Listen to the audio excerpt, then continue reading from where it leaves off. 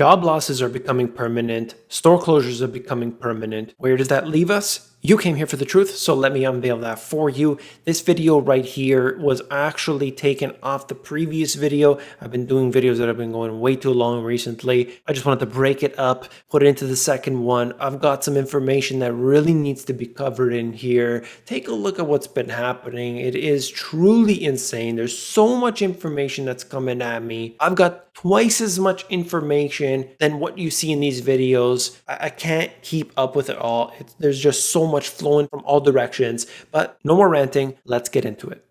Yes, the fear and greed index. What emotion is driving the market right now? Well, you see the NASDAQ, that's a different situation. But in this case here, they're claiming it's just over, it's 66 right now, into greed. We're not at extreme greed for some crazy reason. I don't know how they come up with these calculations. Just a week ago, it was at neutral. It's really strange to me. But anyway, I just wanted to bring that to you, trying to lighten the mood.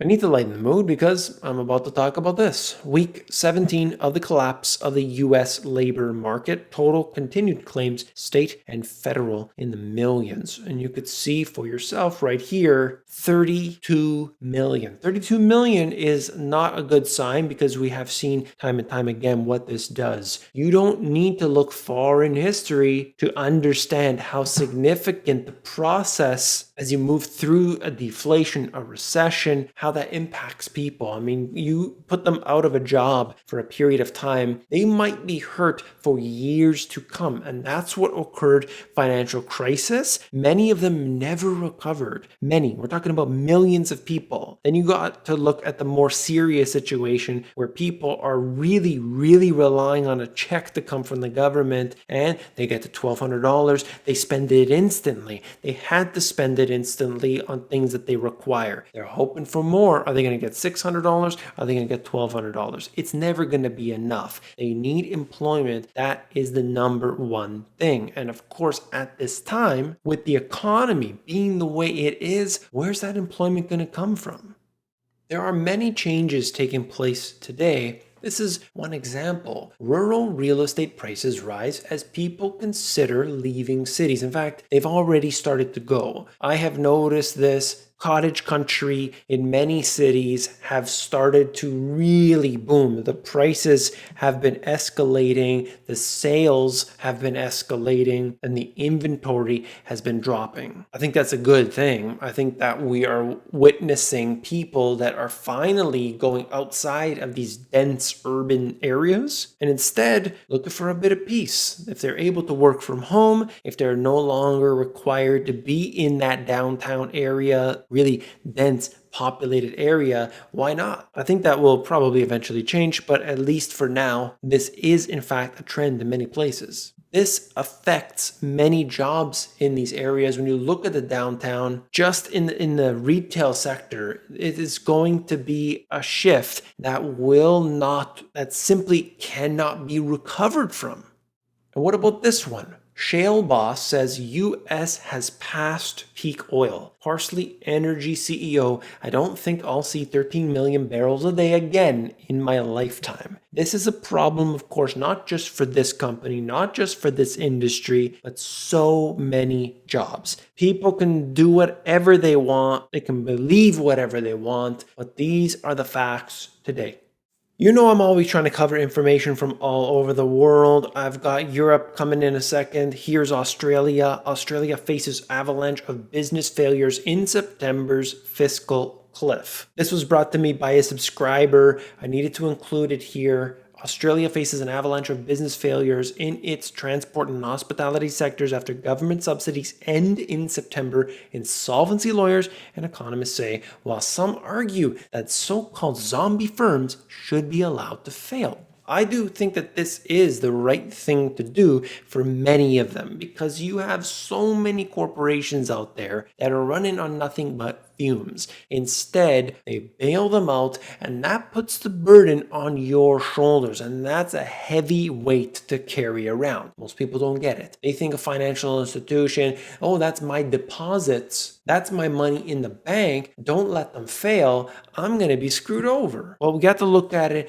at a deeper level and really understand that that isn't the case. It doesn't work like that. About 240,000 businesses in tourism and professional services are at high risk of failing during the September fiscal cliff when widespread wage subsidies are set to end. This is important, of course. This would be the case, but are they really going to let it actually end in September? I mean, I think that a lot of these governments out there are probably going to give in. They'll extend it somewhat. I don't think they're just going to cut everybody off like this. It would be too devastating. So they'll have an argument about it. They're going to have their parliament or their Congress get together. They're going to fight back and forth, or at least to pretend. And then they'll pass something, and then you'll have to pay for it eventually. That's just the way it works.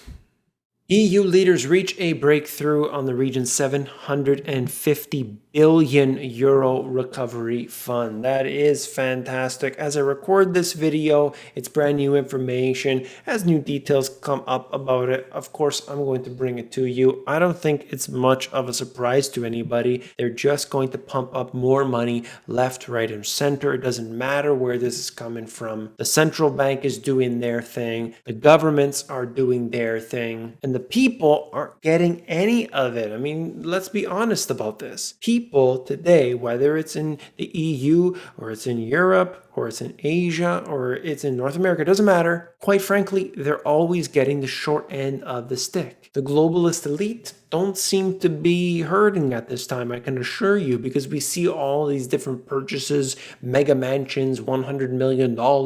They're buying a condo for $200 million. It's absurd, but that's just the way it is. You print a whole bunch of money, you bail out those you want to bail out because they're your friends. The Congress is actually making laws that support the businesses that they're invested in, and then people are saying, well, I want him to help me out. He doesn't give a damn about you. They don't care about you. And we need to wake up to that fact. It doesn't matter who's in control. There's a revolving door that's taking place, and that's simply a matter of fact.